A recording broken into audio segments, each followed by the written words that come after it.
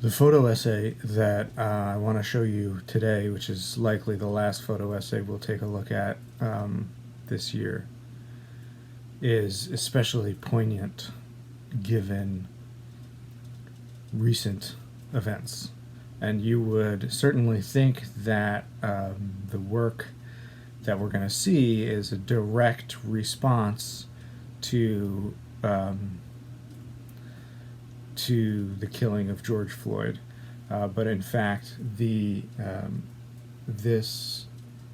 photo essay itself was published in March, and the work had been going on for years leading up to the publishing of the photo essay. But of course, we also know that the killing of George Floyd was not an event, was not a singular event, unfortunately. Anyway, the photographer who produced this work, his name is Mikael Owunna, and he lives in Philadelphia, if I'm not mistaken, and was recently given I believe a $20,000 grant from the Philadelphia Arts Council for his work, or to finish his work on this project, which he calls Infinite Essence.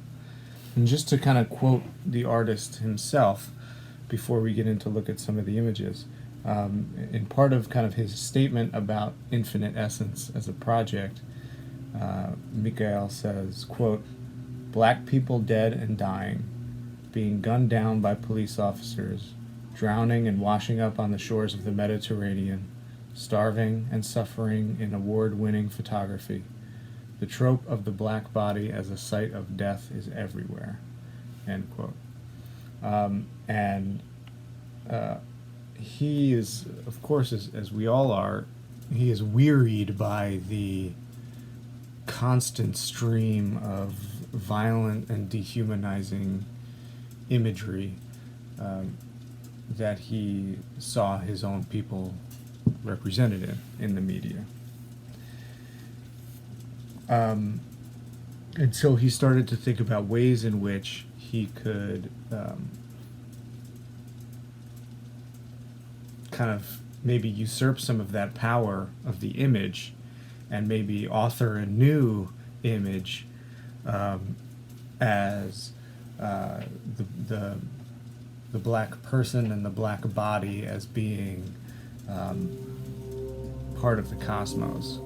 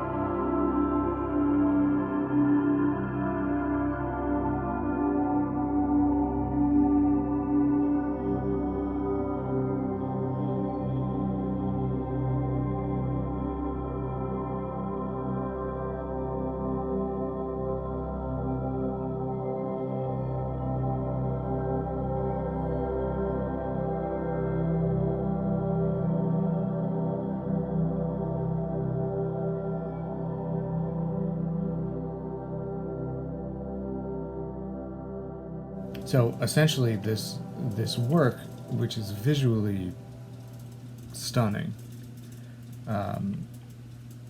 this work is created. It's essentially portrait.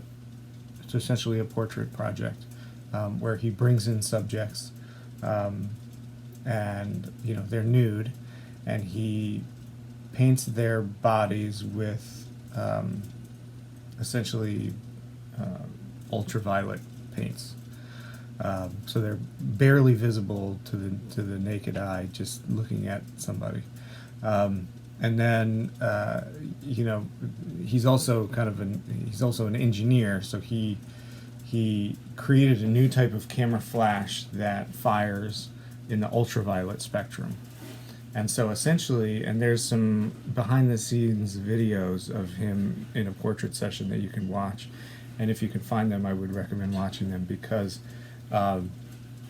it's so amazingly beautiful and so amazingly poetic, where there's a subject and there's the photographer, and in the moment that the photograph is taken, the lights in the room go out and the flash fires, and in the firing of the flash, in that instant that the photo is made, you've got nothing but the universe reflected on somebody's skin, like you're glimpsing some sort of a cosmic entity. He talks a little bit about this too. He says, quote, "Each of our spirits is just one ray of the infinite essence of the sun. And in my photography, I'm shooting that UV light, trying to capture that spiritual dimension that we're all on. How can I capture a piece or fragment or a shadow in that land of magic? That's what I'm grounding the project in, and that's what I'm capturing, the spiritual guide for the individual models." He talks in the essay too. He talks a little bit about how he drew on an experience from his own life after being isolated and bullied, after coming out as queer at the boarding school that he attended as a young man, and he talks about how he would retreat into the fantasy lands that he loved. He mentions anime, he mentions video games, he mentions fantasy novels, and he says, so magic for me was this world of escape. And so keep that in mind as I read this last quote. He says, "Within the visible spectrum we have racism, sexism, homophobia, transphobia. But if I look in the UV spectrum, which is beyond the comprehension of the human eye, the black body is a site of magic."